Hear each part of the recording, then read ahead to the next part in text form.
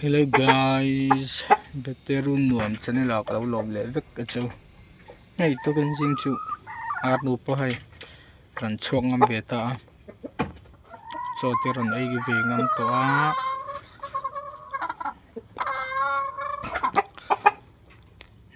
Ma kalak tir ka chuanin ar pa bula po he nam ngam lawa. Trilut to ka doi box ya. Ma se hai to kan jing chu ran chok ve lal to nai. Mulai pipe na sal to ka nal turang pun nal thai la he pa hi. May vel te po sain pipe veka.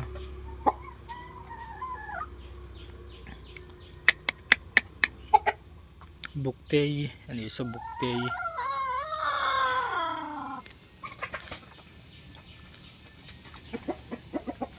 Bettea ani ya. Nita. Keluar te po.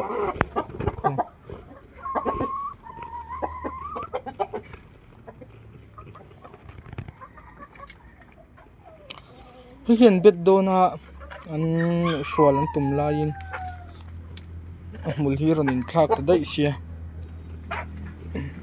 ti hianin ko hian na brit le shini betan tum rang khania na se mul ranin thak le te sen pipe na samai bak sia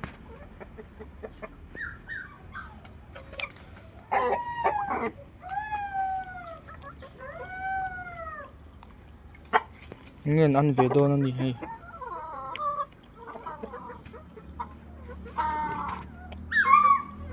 an thatu ra ngai la hei an dana vel hi kala tilang ngai lawa kon tilang ve thok thong hei hei nia trei pa chu video ma salama hanin kalo sai to trei pa chu nia hei hi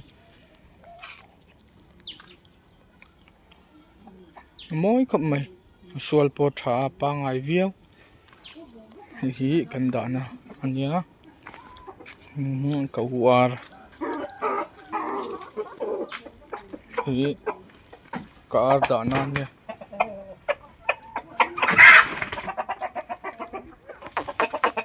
ar nu thar por an thenga so moi khop mai sang class line ania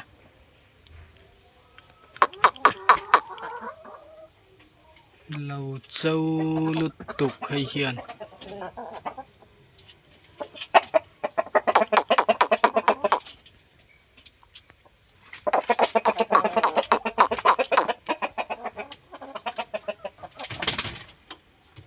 buồn nó sâu bên nó thế nè hipa hinia pakoi pachu mình hay mega sel thakop mai